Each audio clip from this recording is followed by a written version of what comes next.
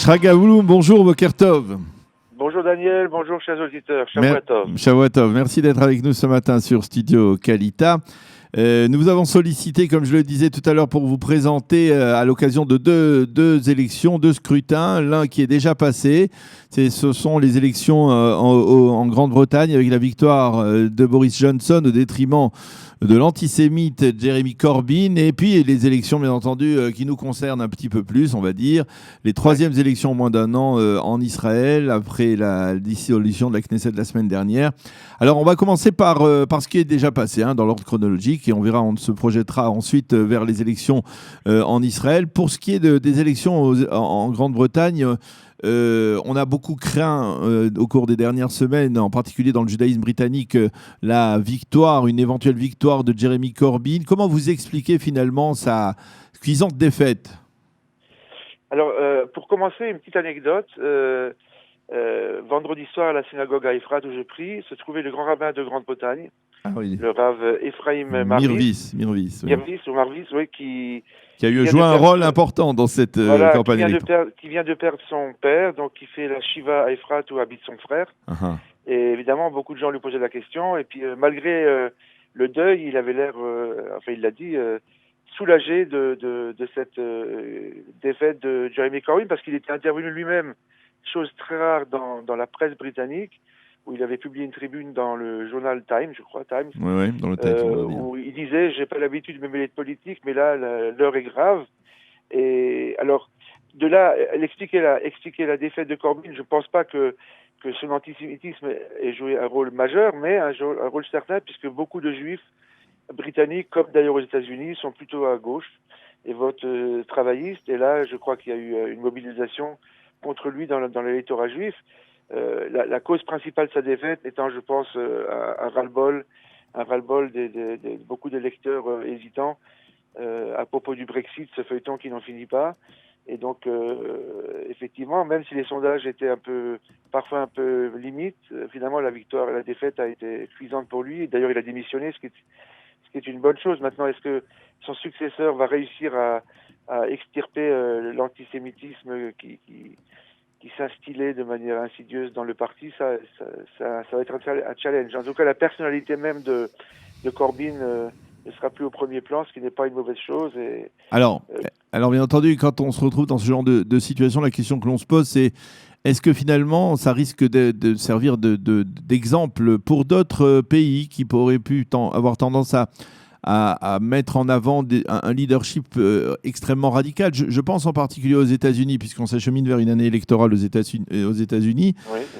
Il y a parmi les démocrates, il y a des démocrates qui aujourd'hui n'hésitent pas à se positionner de manière très virulente contre l'État d'Israël. Alors ça ne va peut-être pas jusqu'à l'expression aux formes d'antisémitisme exprimées par plus ou moins sciemment par Corbyn, mais tout de même, il y a des gens comme Bernie Sanders et d'autres candidats qui n'hésitent pas à remettre en cause l'amitié et la coopération entre Israël et les États-Unis. Est-ce que vous pensez que ça peut freiner d'une certaine manière les plus radicaux, on va dire, de la gauche américaine aujourd'hui pour désigner leurs candidats au niveau démocrate ? Je ne sais pas, parce que finalement, dans chaque pays, les électeurs ils votent en fonction de leurs propres intérêts. Donc, si en Amérique les gens veulent voter pour les démocrates, je ne pense pas que l'exemple britannique va avoir beaucoup d'influence sur leur discours, le discours des leaders. Personnellement, j'ai pas pensé à cette question et je pense pas que ça aura une influence majeure. Je pense pas. Par contre, je ne sais pas si vous êtes au courant, mais hier soir très tard, j'ai lu que Jean-Luc Mélenchon en France avait accusé le grand rabbin d'Angleterre, de Grande-Bretagne et le Likoud d'avoir été parmi les causes de la défaite de Jeremy Corbyn. Alors ça, c'est l'extrême gauche française dans toute sa splendeur. Mais quant aux États-Unis, vraiment, il faudra voir dans les mois qui viennent si les leaders démocrates, qui, comme vous dites, sont assez à gauche en ce moment, comme le parti en général, changent de discours, modèrent leur discours à propos de l'exemple britannique. Ce qui se passe aux États-Unis, c'est que malgré tout ce qui s'est passé, une grande majorité de l'électorat juif vote toujours pour le Parti démocrate. Donc, est-ce que ça va changer ? Vraiment, je n'en sais rien. Alors, nous avons parlé un peu de ce qui se passe, ce qui s'est passé en Grande-Bretagne, mais alors on va reparler de ce qui est plus votre domaine de prédilection, on va dire, avec les élections en Israël et bien entendu cette nouvelle dissolution. Qui vont se passer. Voilà, la dissolution de la Knesset et puis ces élections. La première question que je voudrais vous poser, est-ce que vous avez le sentiment que on va dire le leadership de Binyamin Netanyahou est remis en cause actuellement au Likoud à quelques jours, à 11 jours des élections primaires? Est-ce que vous pensez que Binyamin Netanyahou risque de perdre ces élections? Est-ce qu'il peut y avoir une sorte de glissement de la part des principaux dirigeants du Likoud vers Gideon Sa'ar au détriment de Netanyahou? Remise en cause, je pense pas, mais fissure, oui, parce qu'on a rarement vu dans ce parti qui en général se réunit se rassemble autour de son chef, on a rarement vu des députés ouvertement faire allégeance à un challenger de Binyamin Netanyahou, comme c'est le cas par exemple de Yoav Kish, qui est quand même un des ténors du Likoud. Donc c'est vrai que ça se fissure et qu'on sent vraiment que Binyamin Netanyahou n'a plus la baraka, comme on disait toujours, mais lui-même disait ce que je veux, j'arrive à l'obtenir. Et là, vraiment, on sent qu'avec ces deux élections où il n'a pas réussi à former un gouvernement, et avec maintenant les primaires qui approchent, et Gideon Sa'ar qui est un peu chouchouté par les médias et qui recueille... Non, est-ce que par exemple, il peut y avoir un phénomène, on parle par exemple de Gilad Ardan, qui est un des patrons du Likoud, qui depuis quelques semaines reste sur la touche, évite de se prononcer, qui pourrait rejoindre Gideon Sa'ar. Est-ce que, par exemple, dans un tel cas de figure, on peut assister à une sorte d'érosion, en fait, d'effet de domino qui pourrait entraîner d'autres leaders à rejoindre Gideon Sa'ar à partir du moment où, quelque part, je ne sais pas, peut-être que les sondages s'avéreraient être plus favorables à Gideon Sa'ar qu'à Binyamin Netanyahou? Vous pensez que c'est un cas de figure possible dans les 10-12 prochains jours?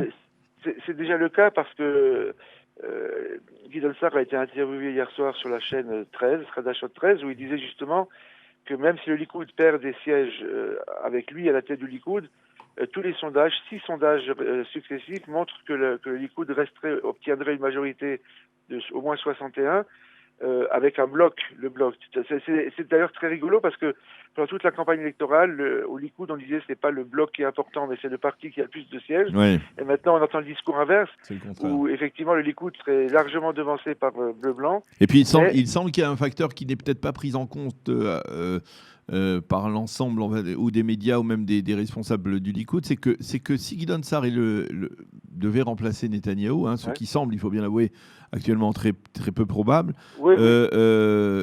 l'opposition, on va dire, personnelle qu'a Victor Lieberman à rejoindre un gouvernement sous Binyamin Netanyahou pourrait s'estomper quelque peu. Mais c'est justement c'est ce que Gideon Sa'ar il n'arrête pas de dire. Il dit que même l'opposition de Bleu-Blanc, qui était surtout une opposition à la personne de Binyamin Netanyahou, pourrait s'estomper. Donc voilà, c'est ce qu'il dit.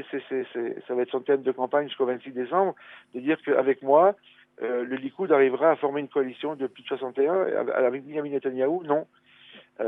Bon, on peut pas le savoir parce qu'on connaît pas le résultat des prochaines élections. Il peut y avoir des glissements d'un côté ou de l'autre. Mais c'est vrai que c'est la première fois, je crois, qu'un challenger de Binyamin Netanyahou se voit rejoindre par des personnalités, des maires, des présidents de conseils régionaux. Et bon, on est peut-être dans une période un peu d'entre-deux avec la fin du règne. De l'époque de l'ère Netanyahou, je dirais pas du règne, de l'ère Netanyahou qui commence une époque charnière, quoi. Mais voilà, il va se battre, Binyamin Netanyahou, et puis je pense qu'il veut rester au pouvoir. C'est le principe même de la politique. Vous avez l'impression qu'un Likoud conduit par Binyamin Netanyahou peut remporter ces élections alors que par 2 fois ça a échoué? Est-ce que vous avez le sentiment que... et comment, je vais vous poser la question autrement, est-ce que, disons que si vous étiez vous un conseil de Binyamin Netanyahou, quel est le conseil que vous lui donneriez pour modifier, on va dire, cette tendance et faire en sorte de parvenir à faire franchir à ce fameux bloc du Likoud, des orthodoxes qui n'avaient jusqu'à présent que 55 députés, franchir la barre des 61? Alors, si je devais lui donner un conseil, je crois que lui, il l'a déjà trouvé, c'est que il y a quelques jours, lors d'un meeting politique, il a dit l'enjeu principal de ces élections, ça va être le taux de participation. Pourquoi? Parce que les chiffres ont montré que dans les 2 dernières élections, le taux d'abstention des électeurs du Likoud dans les certains grands fiefs du Likoud a été particulièrement bas. Et donc, je pense que si l'électorat du Likoud se mobilise, alors on ne sait pas ce qui va se passer. Il peut y avoir dans les deux sens, soit un ras-le-bol des électeurs général qui fera un taux d'abstention très bas, soit, vu l'enjeu, que des électeurs se mobilisent particulièrement. Il y a aussi un autre élément, c'est que je pense que cette fois-ci, les partis sionistes religieux vont s'unir, et aussi avec Otzma Yehudit, parce que, au vu des 2 dernières expériences, ça a coûté des mandats à la droite, et donc il est possible qu'un tel regroupement puisse à la fois faire peut-être disparaître le camp démocratique, ou bien donner un nombre de voix suffisant pour Rebelle 61. Mais c'est vrai qu'il joue le qui tout double à Benjamin Netanyahou, c'est sûr, c'est les élections de sa vie, là, c'est certain. Avec un petit peu de recul, vous qui êtes un observateur avisé de ce qui se passe dans la réalité politique israélienne, vous pensez que la crise de confiance à laquelle on assiste depuis un an entre, on va dire, les élus israéliens et la population, l'opinion publique, elle est réparable? Elle est réparable, mais ça va prendre du temps. Ça va prendre du temps parce que d'abord, il y a eu 2 campagnes électorales. Ça fait plus qu'1 an qu'on est en campagne électorale. C'est vrai que la confiance des gens dans la classe politique, surtout après ce vote fameux le jour de la dissolution, en même temps pratiquement de voter une augmentation des budgets de la campagne électorale, où là on a trouvé une majorité de plus de 61. Donc c'est pas à l'honneur tellement des députés de montrer un tel spectacle.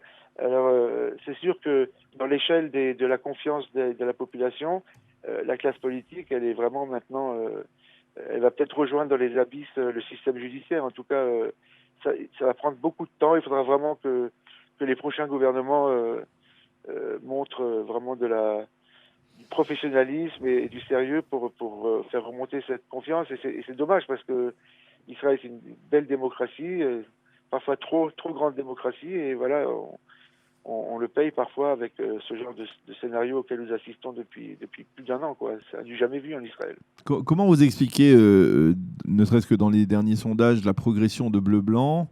Est-ce que finalement, ce parti que l'on croyait fait de briques et de broc, dans un premier temps, eh bien, se révèle être comme une véritable aspiration pour une partie importante de la population israélienne, même peut-être au-delà de la volonté de destituer Benjamin Netanyahou? Est-ce qu'il y a derrière, à votre avis, derrière ce parti, un homme comme Benny Gantz qui représente une certaine forme de leadership, et derrière d'autres responsables que l'on voudrait peut-être voir plus massivement, plus présents dans la réalité politique israélienne?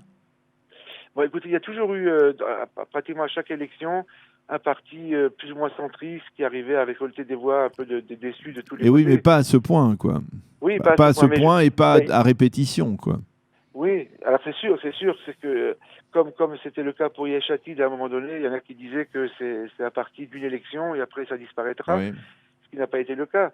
Mais moi je pense quand même que Bleu-Blanc est encore un parti qui est fortement imprégné de l'anti-bibisme. Maintenant, peut-être qu'il y a aussi des gens qui comme vous le dites, sont attirés par la personnalité de Benny Gantz, qui, même si personnellement je pense qu'il n'a pas le charisme qu'il faut, ni la colonne vertébrale idéologique assez forte, peut-être représente une alternative. D'ailleurs, les sondages le montrent, c'est que l'écart entre Benjamin Netanyahou et Benny Gantz dans l'aptitude à être Premier ministre, c'est fortement réduite. À l'époque, elle était très en faveur de Benjamin Netanyahou, et Benny Gantz a grimpé, si vous voulez, pour rejoindre presque Benjamin Netanyahou. Donc, il y a peut-être un mouvement, comme vous dites, de se dire finalement, si on essayait quelque chose d'autre avec Benny Gantz et d'autres qui sont avec lui. Mais sur le plan idéologique, on ne sait pas tellement les grandes différences, à part les slogans qu'on entend d'habitude, idéologiques. On ne sait pas tellement de quoi est fait ce mouvement, qui quand même comporte des éléments assez à gauche, comme Ofer Shelah ou Yael German, d'autres qui sont plus à droite, comme Yoaz Hendel ou Tzvi Hauser. Et si dans la réalité d'un gouvernement, ils arrivaient à s'entendre sur des question importante. C'est quand même un parti qui est un peu patchwork quand même. Donc voilà, écoutez, si les sondages se confirment dans les mois qui viennent avec un taux de 35, 36, 37 sièges, ça deviendra vraiment un parti de gouvernement. On ne sait jamais, mais bon, ça va. Beaucoup de choses peuvent se passer encore d'ici le mois de mars. Eh bien, Shraga Blum, merci beaucoup d'avoir été avec nous ce matin, de nous avoir aidé à mieux comprendre un peu cette réalité, que ce soit d'abord en Grande-Bretagne et également ici, en perspective des élections du 2 mars prochain. Merci d'avoir été avec nous et Shavua Tov. Shavua Tov et bon travail pour tous les journalistes. Merci, oui, ça y en aura. Il y en aura bien sûr. Merci beaucoup. Allez, voilà, il est 8h27, il est 8h27 minutes sur Studio Qualité. Nous allons marquer une pause et on se retrouve dans 2-3 minutes pour la revue de la presse et des médias israéliens.